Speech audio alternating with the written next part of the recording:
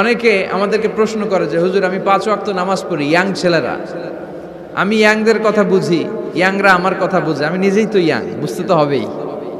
তো অনেকে আমাকে প্রশ্ন করে যে হুজুর আপনাদের আলোচনাগুলো শুনে আমার জীবনের মোড় পরিবর্তন হয়েছে, কিন্তু এই পর্নোগ্রাফির করাল গ্রাস থেকে আমি নিজেকে বাঁচাতে পারছি না। আমি নামাজও পড়ি, আবার অশ্লীল ভিডিওও দেখি। আমি সকালে তওবা করে বিকেলে দেখি, বিকেলে তওবা করে সকালে দেখি। এরকম সমস্যা আমার অনেক যুবক ভাইদের আছে না নাই? তোমাদের যাদের এই সমস্যা তাদের মোবাইলের ওয়েলকামিং নোটে তুমি লিখে রাখবে আল্লাহ ইজ ওয়াচিং মি, মানে আল্লাহ আমায় দেখছেন। তুমি যেই ল্যাপটপ ইউজ করো ওই ল্যাপটপের এক পাশে টাইপ করে তুমি লিখে রাখবে আল্লাহ সুবহানাহু ওয়া তাআলা ইজ ওয়াচিং মি, তিনি আমায় দেখছেন, তিনি আমাকে প্রত্যক্ষ করছেন। পৃথিবীর কেউ দেখে না, দরজা বন্ধ করে, লাইট অফ করে, জানালার পর্দা নামিয়ে দিয়ে একা একা লুকিয়ে লুকিয়ে অশ্লীল ভিডিও আমি দেখছি, কেউ দেখে না, দেখে কে? এজন্য আল্লাহর ভয়টা মুমিনের অন্তরে সব সময় থাকা চাই। আল্লাহর ভয় যদি কোনো মুমিনের অন্তরে থাকে, সে মুমিন কখনো পথ ভুলে যায় না, ঠিক কি না? যাদের হৃদয়ে আছে আল্লাহর ভয়, তারা কভু পথ ভুলে যায় না। আল্লাহর প্রেম ছাড়া এই দুনিয়ায় কারো কাছে কোনো কিছু চাই না। পড়েন সবাই, যাদের হৃদয়ে আছে আল্লাহর ভয়, তারা কভু পথ ভুলে যায় না।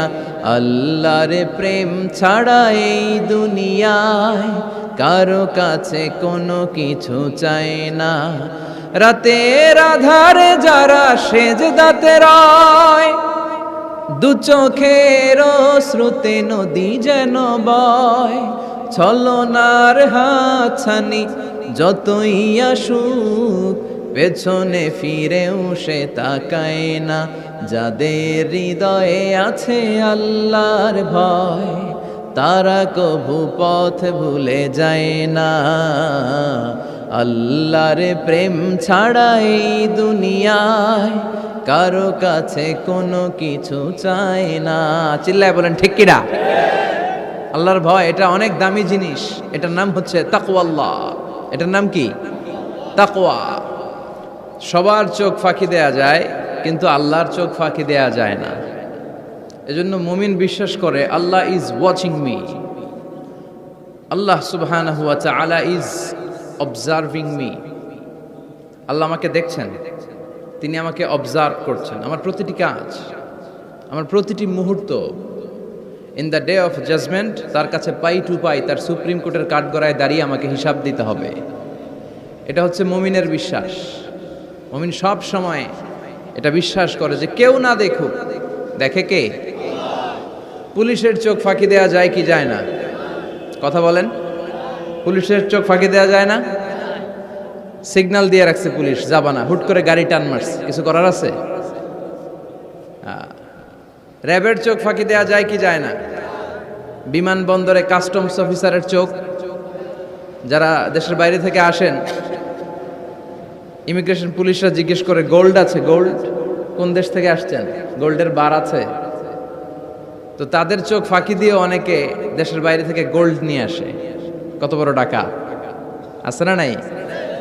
দেখেন, ওদের চোখও ফাঁকি দেওয়া যায়। পরীক্ষার হলে যারা গার্ড দেয়, তারাও যাতে উল্টাপাল্টা করতে না পারে ম্যাজিস্ট্রেটও লাগানো হয়, ঠিক কিনা? ওই ম্যাজিস্ট্রেটের চোখ ফাঁকি দেওয়া যায় কি যায় না? ফাঁকি দেওয়া যায় না শুধু একজনের চোখ। এজন্য আমি সবসময় বলি যে কেউ যেটা দেখে না দেখে কে? কেউ যেটা শোনে না শোনে কে? আপনি যখন যে মুহূর্তে যেভাবে আল্লাহ তাআলাকে ডাক দেন তিনি শুনতে পায়। নাকি মাঝরাতে ডাক দিলে শোনে না? তুফানে পড়ে ডাক দিলে শোনে না? ভূমিকম্পের মাঝখানে ডাক দিলে উনি শোনে না? এই বিশাল 7 আকাশ, 7টা স্তরের জমিন, এই 7 স্তরের জমিনের নিচে কোনো গোপনতম প্রকোষ্ঠে কোনো একটা বক্সের ভিতরে যদি ছোট্ট একটা মাকড়সা বা পিপিলিকা হেঁটে বেড়ায়, আল্লাহ বলেন আমি 7 আকাশের উপর থেকে, আমার আরশের উপর থেকে ওই পিঁপড়ার পায়ের আওয়াজটাও শুনতে পাই। এজন্য বিপদে পড়লে, মন যখন বিষণ্ণ থাকবে, দুঃখের সময়ে আমরা চাইবো কার কাছে? সব সময় প্রশংসা করব কার? ইদা সাআলতা ফাসআলিল্লাহ ওয়া ইদা ইসতাআনতা ফাসতাইন বিল্লাহ। যখন সাহায্য চাইবে আল্লাহর কাছে চাও, যখন কোনো কিছুর প্রয়োজন হবে আল্লাহর কাছে চাও। বিষ্ণু বলেছেন তোমার পায়ের জুতার ফিতাও যদি ছিঁড়ে যায়, মুচির দোকানে যাওয়ার আগে, জুতা ছিঁড়ে গেছে মুচির দোকানে তো যেতেই হবে, কিন্তু মুচির দোকানেও যাওয়ার আগে চাইবা কার কাছে? আল্লাহর কাছে। এটা হচ্ছে মুমিনের বিশ্বাস, অগাধ বিশ্বাস থাকবে তার আল্লাহর উপর। যে কোনো পরিস্থিতিতে মুমিন এটা বিশ্বাস করে যে এই ক্রাইসিস থেকে একমাত্র আমাদেরকে উত্তরণ করতে পারেন একটা সত্তা, চিল্লায় বলেন তিনি কে? এজন্য সব সময় আমরা তার প্রশংসা করব। আল্লাহর প্রশংসা কি কম কম না বেশি বেশি? বেশি বেশি প্রশংসা করলে খুশি হয় কে? লা ইন শাকারতুম লা আযীদান্নাকুম ওয়া লা ইন কাফারতুম ইন্না আযাবি লাশাদীদ। যদি আমার শুকরিয়া করো, আমাকে যদি থ্যাঙ্কস দাও, তাহলে আমি আল্লাহ তোমাকে নেয়ামত যা দিয়েছি আরো বাড়িয়ে দেব। আর এত কিছু দেওয়ার পরেও যদি নাশুকরি করো, তাহলে জেনে রাখো আমার শাস্তি বড় ভয়ানক। আমি আল্লাহ সব সময় ধরি না, ধরলে ছাড়ি না। ধরে ধরে ধরে না, ধরলে আল্লাহ। মনে থাকবে এই কথাগুলো? আল্লাহ ইজ ওয়াচিং মি, মনে রাখবেন। ওমরে ফারুক উবাই ইবনে কাব রাদিয়াল্লাহু তাআলা আনহুকে জিজ্ঞেস করলো, ইয়া উবাই মা হুয়া তাকওয়া? উবাই, তাকওয়া কি? হোয়াট ইজ তাকওয়া? What is the definition of তাকওয়া?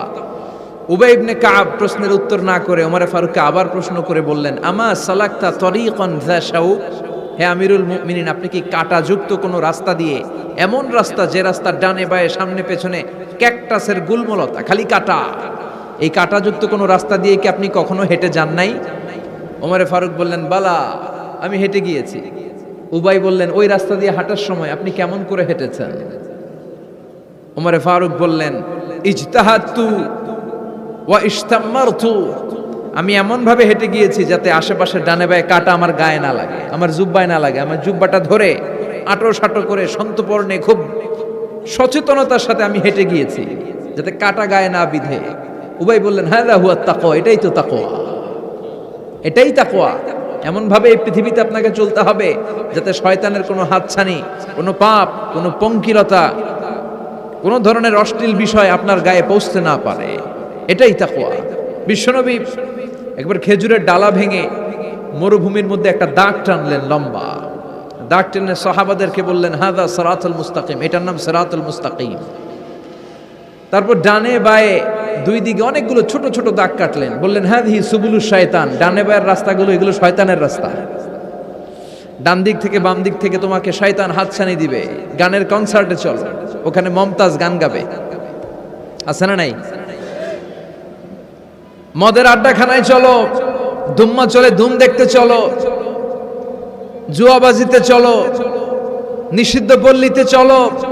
একটার পর একটা হাতছানি আপনাকে ডানে বায়ে সামনে থেকে পেছন থেকে আপনাকে গ্রাস করে ফেলতে চাইবে। কিন্তু মুমিন যখন সিরাতুল মুস্তাকিমের পথে একবার উঠেছে, এই পথটা শুরু হয়েছে দুনিয়া থেকে, এটার ওই প্রান্তে আছে জান্নাতুল ফেরদাউস। ঠিক কিনা?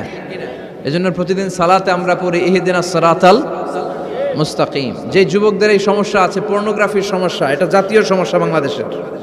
বাংলাদেশের জাতীয় রোগের নাম ডায়াবেটিক্স। জাতীয় রোগের নাম কি? আর যুবকদের জাতীয় সমস্যা হচ্ছে কি? পর্নোগ্রাফি। স্মার্টফোনগুলো আমাদেরকে স্মার্ট না বানিয়ে আমাদেরকে শেষ করে দিচ্ছে। ঠিক কিনা? এজন্য আপনার একটা শক্ত সিদ্ধান্ত পারে আপনাকে জান্নাতি বানাতে, আর আপনার দুর্বল সিদ্ধান্তটাই আপনাকে জাহান্নামী বানানোর জন্য যথেষ্ট। এজন্য মুমিন মাত্রই তাকে বিশ্বাস করতে হবে, আল্লাহ ইজ ওয়াচিং মি। কি বিশ্বাস করবেন? আল্লাহ ইজ ওয়াচিং মি, আল্লাহ আমায় দেখছেন। কেউ দেখে না, কারো দেখার দরকার নাই, কিন্তু আমার আল্লাহ দেখে। ঠিক কিনা? এটাই সবসময় মুমিনের অন্তরে থাকতে হবে। এটার নাম ঈমান, এটার নাম তাকওয়া। এই তাকওয়া নিয়ে যেন আমরা মরতে পারি, আল্লাহ তুমি তৌফিক দাও।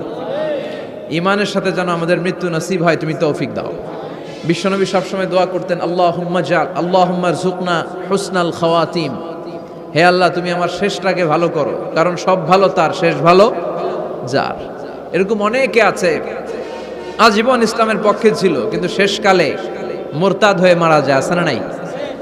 আবার অনেকে আজীবন ছিল কাফের, মুশরিক, ইসলামের শত্রু, নাস্তিক, কিন্তু শেষকালে